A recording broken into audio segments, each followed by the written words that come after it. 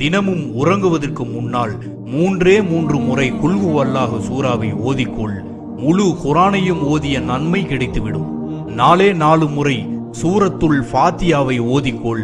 4000 dirham தர்மம் செய்த நன்மையை அல்லாஹ் கொடுத்து விடுவான். 4வது கலிமாவை 10 முறை ஓதிக்கொள். லா இலாஹ இல்லல்லாஹு வஹதஹு லா ஷரீக லஹு லஹுல் முல்கு வ லஹுல் ஹம்து யூஹி வ யுமீது பியதில் கைர் வ ஹுவ அலா குல்லி ஷைஇன் கதீர் என்ற கலிமாவை 10 முறை ஓதிக்கொள். ஓதினால் காபத்துல்லாஹ்வை தவாப் செய்த நன்மை கிடைக்கும். யாருக்கு ஹஜ் நசீப் இல்லையோ 4வது கலிமாவை ஓதிக்கொண்டே வந்தால் அனஸ் ரலியல்லாஹு தஆலா அறிவிக்கிறார்கள், அல்லாஹ் அவரை ஹாஜி ஆக்காமல் மௌத்தாக்குவதில்லை. 4வது கலிமாவின் ஆற்றலான நிலை 10 முறை ஓதாமல் உறங்க வேண்டாம் என்று கூறினார்கள். அடுத்து உறங்குவதற்கு முன்னால் லா ஹவுல வலா குவத்த இல்லா பில்லாஹ் என்பதை ஓதிக்கொள். அதை 10 முறை நீ ஓதினால் சொர்க்கத்தில் உனக்கான இடம் பாதுகாக்கப்படும் என்று கூறினார்கள். மந்திர சொற்களில் சிறந்த மந்திர சொல் லா ஹவுல வலா குவத்த இல்லா பில்லாஹ். இதை பற்றி மேலும் பெருமானார் அவர்கள் கூறினார்கள், இது கன்சுல் அர்சுக்கு கீழே கொடுக்கப்பட்ட வார்த்தை, எழுதப்பட்ட வார்த்தை. இதில் 99 நோய்களுக்கு நிவாரணம் இருக்கிறது. அதில் குறைந்தது கவலை என்று பெருமானார் அவர்கள் கூறினார்கள். அக்ஃபி மாலிகுல் அஜ்ஹர் அலி அல்லாஹு தஆலா வருகிறார்கள், என் பையனை காணவில்லை நாயகமே, என் பையனை காணவில்லை, அதற்கு என்ன செய்வது நாயகமே? அதற்கு பெருமானார் அவர்கள் சொன்னார்கள், லா ஹவுல வலா குவத்த ஓதிக்கொள் என்று.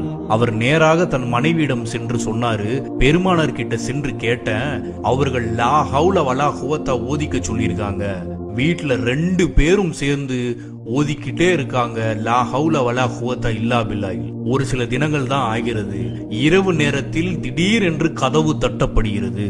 யார் என்று திறந்து பார்த்தால் தன் மகன் மாலிக் கதவை தட்டி 4000 ஆடுகளோடு வந்து நிற்கிறார். போன மகன் 4000 ஆடுகளோடு வந்து நிற்கிறார். நேரா பெருமானார் ஸல்லல்லாஹு அலைஹி வஸல்லம் அவர்களிடம் இரவோடு இரவாக கூட்டிக் கொண்டு போய் நிறுத்துகிறார். போன மகன் கிடைச்சிட்டாரு.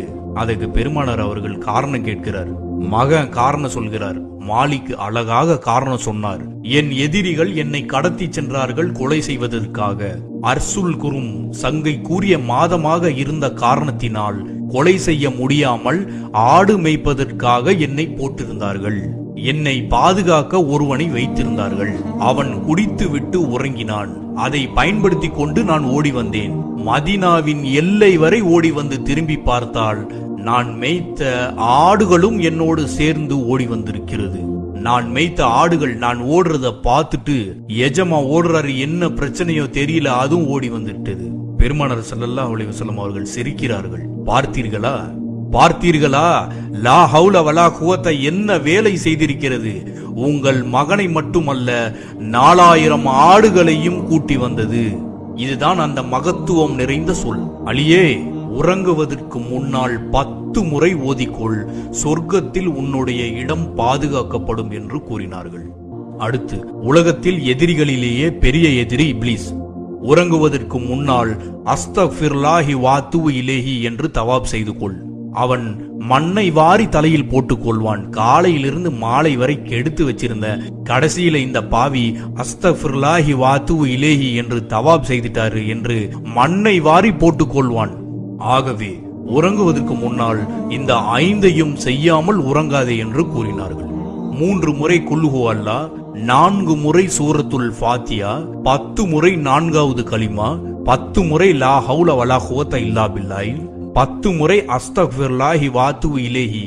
இன்ஷா அல்லாஹ் இதை நாம் மவுத் வரை ஓத வேண்டும். காரணம், அலி ரலியல்லாஹு தஆலா அன்ஹு அவர்கள் இதை வஃபாத் வரையும் விடவே இல்லை.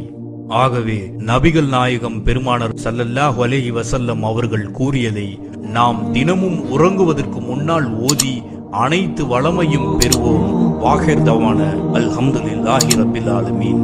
வஸ்ஸலாமு அலைக்கும் வரஹ்மத்துல்லாஹி